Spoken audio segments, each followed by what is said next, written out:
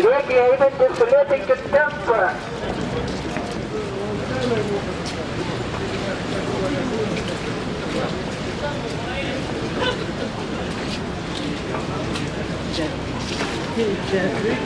Televizoriams yra svarbiau nufilmuoti tą policijos mašiną, tokį eskadrą visą plaukia prieki 4. Kokia technika naudoja prieš tavo žmonės? No. O tai kažkokia tai būtų tikrai?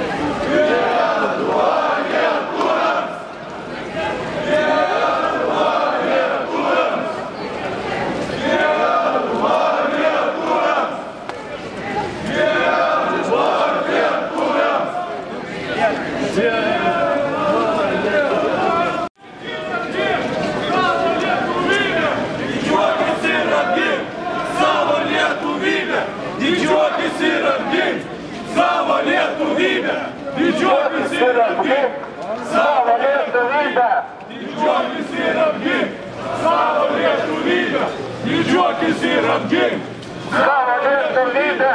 Didžiuokis ir apgink savo lietuvybę! Didžiuokis ir apgink savo lietuvybę! Norime ir mums tą garbę gavome užgimę, ją ir neleiskim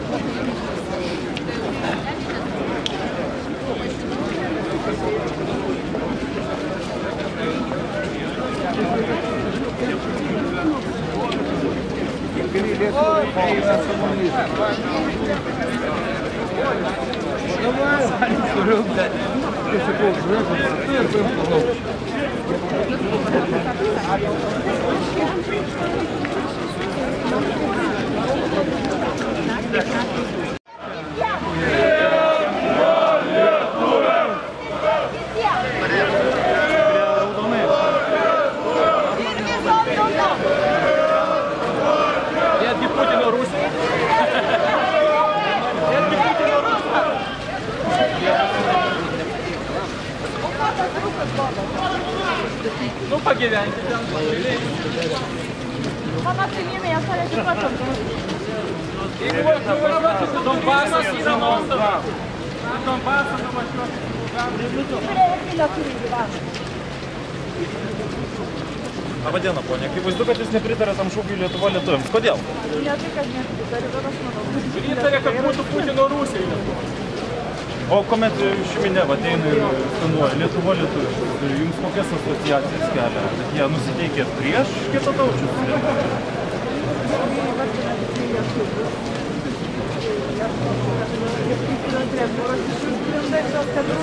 Kad jie nepageidauja, išskiria, gal jie amerikiečių pageidauja, nežinau, todėl išskirti tam tikros rusų nemėgti, o amerikiečių tam tikros nemėgti.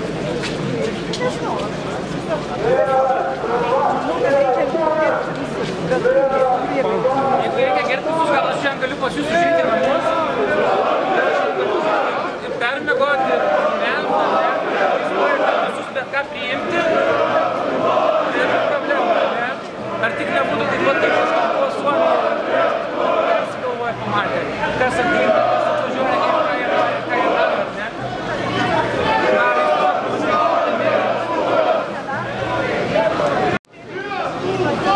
Ar kokius kelias pasieną?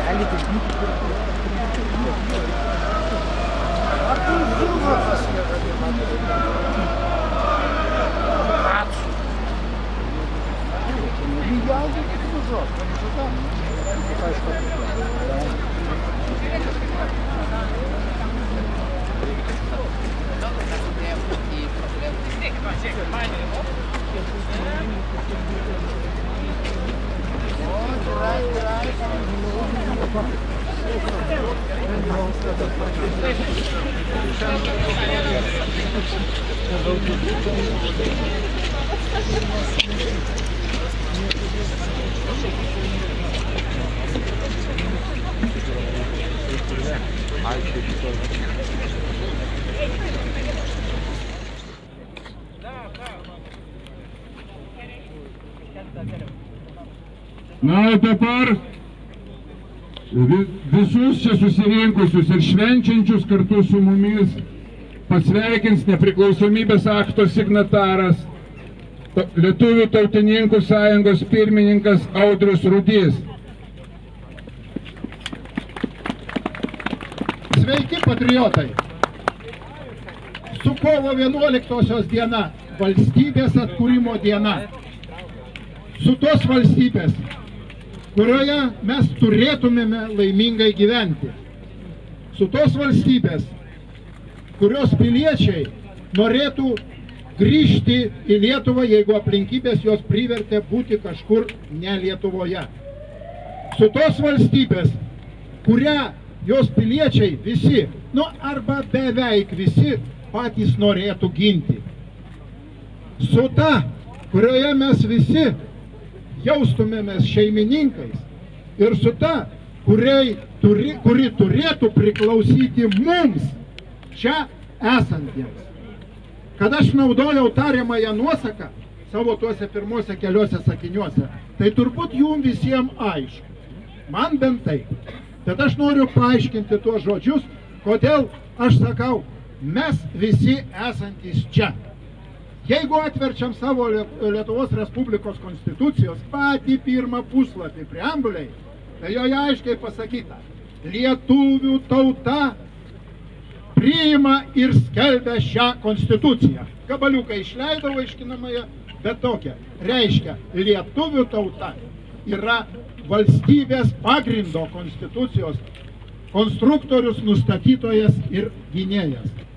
Ir aš manau, kad mes čia dabar esantis ir esam ta natūrali tautos išraiška. Kodėl aš taip tvirtinu? Todėl, kad man kaip signatarui teko dalyvauti daugybę kartų įvairiose valstybės arba valdančių partijų organizuotose priemonėse. Na, jos pastaruoju metu trupučiuką atgyjo, bet daug ištisus dešimtmečius jos kvepėjo naftalinu. Tai yra iš anksto žinojau, kad pradžioj pakalbės tas, po to pakalbės tas, po to leis pasisakyti religijos, kurios nors hierarchijos atstovui, po to pakalbės mokinukas, visi gražiai padėkos, kai kas iš signatarų gavę žodį išdrys įvardinti visuomenės ir valstybės jo nuomonę turimus trūkumus, o viskas pasibaigs. Žodžiu, susidaro įspūdis, kad tos priemonės yra ne todėl organizuojamos, kad jos iš širdies eina, kad kitaip negali būti, bet todėl, kad tiesiog reikia, bet to negalima. Tai štai, aš žiūrėdamas čia, apžvelgdamas mus visus esančius šičia, džiaugiuosi, kad mūsų yra daug, bent jau žymiai daugiau, negu nori kokie nors eurofederalistai, negu nori kokie nors tarptautiniam kompanijom priklausantis spauda, kuri mus ignoruoja, negu nori, kad ir Kacas su, kaip ten, Zurovu. Taip, vat žiūrėkit, jūs geriau už mane žinot, ką aš noriu pasakyti. Šaunuoliai. Tai belieka man džiaugtis, kad čia esam. Tačiau mūsų yra per mažai, kad mūsų balsas pasiektų tuos rūmus, ir tuos rūmus, kurie yra kitam prospekto gale, ir tuos rūmus, kurie yra per vidurį prospekto. Ir tam, kad Lietuvos Respublika būtų pasukta šiek tiek kita raidos tvarka. Tai yra tokia, kuri nenaikintų pagrindinę jos steigėją lietuvių tautą, bet kad ją saugotų, globotų, gintų ir suteiktų galimybę jaustis pilnaverčiais piliečiais. Taigi, noriu pasakyti, kad nežiūrint to, kad aš laikau, jog čia mūsų per mažai, bet vis tik tai aš džiaugiuosi, kad čia yra ir jaunų žmonių, ir vyresnių žmonių, ir tokių, kurie prospektu ėjo pasiremdami lazdelę. Aš džiaugiuosi, kad tarp mūsų yra 4 turbūt nepriklausomybės aktų signatarai. Aš džiaugiuosi tuo, kad ir pakalbant su kai kuriais kitais, jie išreiškia savo nuomonę palaikančią mūsų siekius, mūsų demonstravimą. tačiau nedrįstančių dėja šiuolaikinėmis sąlygomis to parodyti viešai. Aš džiaugiuosi matydamas Lietuvos inteligentijos atstovus, aš džiaugiuosi čia matydamas ryžtingai nusiteikusi tautišką jaunimą. Tad dar kartą visus sveikinu su šventėmis, su ta diena, kuri pirmiausia prieš 26 metus atkūrė viltį tautai išlikti ir turėti savo valstybę. Ir kuri lieka tam tikra viltis, kad jeigu prireiks, mes dar kartą pakartosim panašų scenarijų. Su šventėmis ir... Lietuva! Lietuva! Lietuva! Lietuva! Lietuva!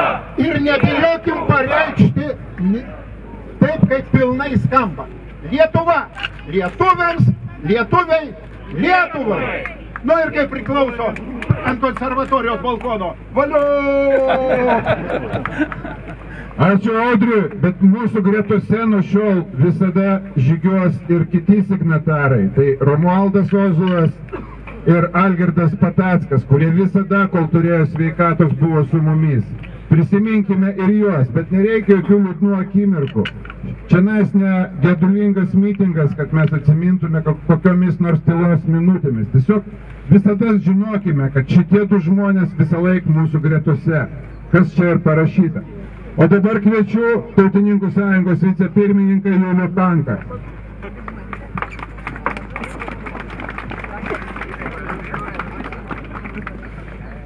Sveiki, mėly tautiečiai! Labai malonu jūs čia matyti, kaip ir kiekvienais metais. Nesirašiau kalbos, nes nenoriu užgaišti laiko. Noriu, kad visi linksma nuotaika švęstų, kas eis į koncertą, kas eis namie švęsti su šeima. Tikrai šiandien didelė šventė ir neužmirškim to. Noriu tik tai atkreipti vieną dėmesį į mūsų šūkį Lietuva lietuviams, kuris mus veda nuo pat pirmųjų eitynių ir jau ne vienerius metus. Šis šūkis, ypač šiais metais, yra labai aktualus ir įgauna visai kitą prasmę. Mums visą laiką sakydavo, kodėl jūs sakot Lietuva lietuviams, taigi kam ji daugiau gali priklausyti, ir šaipydavosi iš mūsų. O dabar tie, kurie šaiposi, jau užtilo. Kodėlgi jie užtilo? Todėl, kad jau daugiau kaip metai Ukrainoje liejasi kraujas. Ir šūkis Ukraina ukrainiečiams jau niekam nebeatrodo pasenęs, neaktualus. Mes matome, kad tas šūkis ypač reikalingas Ukrainai. Taip pat šiais metais mes pamatėme, kad alkanų, dykaduonių gaujos veržėsi per Europos sienas. Yra vykdomas naujas tautų kraustymas. Ir mums, ponia Merkelienė su Europos komisarais, nori atvežti čia autobusais, traukiniais, lėktuvais daug naujų gyventojų. Ir jiems tikrai nepatiks, kai mes šauksim Lietuva lietuviams. Bet mes kovosim ir nepasiduosim, kad ir po 100 metų mūsų proanūkiai šauktų Lietuva lietuviams! Ačiū. Ačiū. Dabar norėjau pakviesti, turim atstovų iš kaimyninių nacionalistinių organizacijų. Turime sveikinimą iš Latvijos parlamento, nuo Latvijos tautininkų frakcijos ir kviečiam Latvijos atstovą perskaityti, aš pamėginsiu išversti.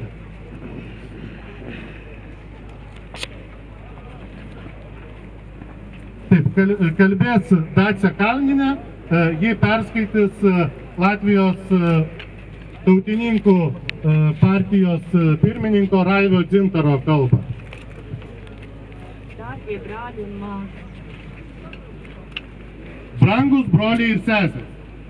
Jūs šovakar esat pulcējušies ar mirklu acīs un lasnām sirdīs, jo skaidri zināt. Nav svarīgāka brīža mūsu vēsturē par to, kad atkal atsāka pulcēt mīļās lietas un brīvās sirds. Jūs šį vakarą esate susirinkę su švytėjimu akyse ir pasididžiavimu širdyse nes aiškiai žinote, kad nėra svarbesnės akimirkos jūsų istorijoje už tą, kada vėl pradėjo plakti mylimos Lietuvos laisva širdis. Pēc ilgstošas nacionālas okupācijas atkal atmosties var tikai tas, kas patiesībā vienmēr ir bijis nomodē. Po užsitęsusios ir kruvinos okupacijos atsibusti gali tik tas, kuris iš tiesų niekada ir nemiegojo. Mūs saslēdz bažās fiziski, bet nekad neviens nav radījis tādas dzelžas, tādas bažas, kas spētu savažot lietuviešu, latviešu un igauņu brīvo garu. Mūs sukaustė pančiai fiziškai, bet niekas niekada nesukurs tokių grandinių, tokių pančių, kuriais pavyktų surakinti lietuvių, latvių ir estų laisvės dvasią. Mēs esam saimnieki savā zemē. Mes esam savo žemės šeimininkai. Mēs šodien sakām to pašu, ko reiz ar sīkstu pārliecību mums teikuši mūsu tēvi. Mēs gribam savu valsti, gribam to uz visiem laikiem un mūžīgi savu. Mes šiandien sakome tą patį, ką kartu su atkakliu įsitikinimu mums pasakojo mūsų tėvai. Mes norime savo valstybės, norime jos visiems laikams ir amžinai savos. Valsti liktenis nedod par velti. Valstybės likimas neduoda veltui. To liktenis mums lemj tikai tad, ja mēs katru dienu spējam no jauna to izcīnīt. Ja likimas mums suteikia tik tada, jei mes kiekvieną dieną sugebame ją iš naujo apginti. Nevis vienreiz iegūt un tad pieņemt kā pašsaprotamu, bet gribēt savu valsti ik mirkli un ik mirkli būt gataviem to sargāt. Ne vieną sykį gauti ir tai priimti kaip savaime suprantama, bet norėti savo valstybės kiekvieną minutę ir kiekvieną minutę būti pasiruošusiems ją saugoti. Sargāt ar domu, ar vārdu, ar darbu, un ja pienāk tāds brīdis, tad arī ar stipru roku un drošu sirdi. Saugoti mintimi, žodžiu, darbu ir jei kartais ateitų toks momentas, stipria ranka bei drąsia širdimi. Latvijas Nacionāla konservatīvās partijas Nacionāla apvienība vārdā vēlos sveikt jūs visus Lietuvas. Mes buvome ir būsime broliais ir sesėmis, vieni kitiems ir laisvės.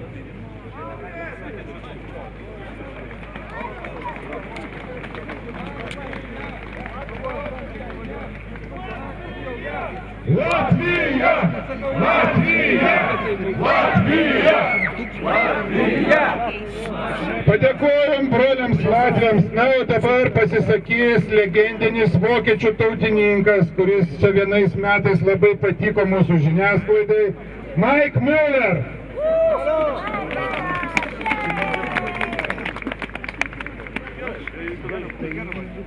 Sveiki! Zunächst möchte ich mich für die Möglichkeit bedanken, dass ich heute hier zu euch sprechen darf.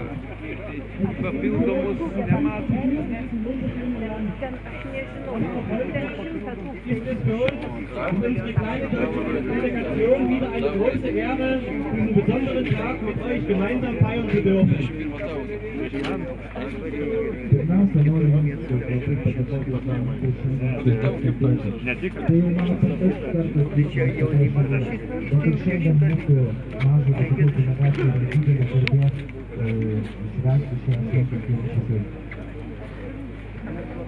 Als ich vor 6 Jahren das erste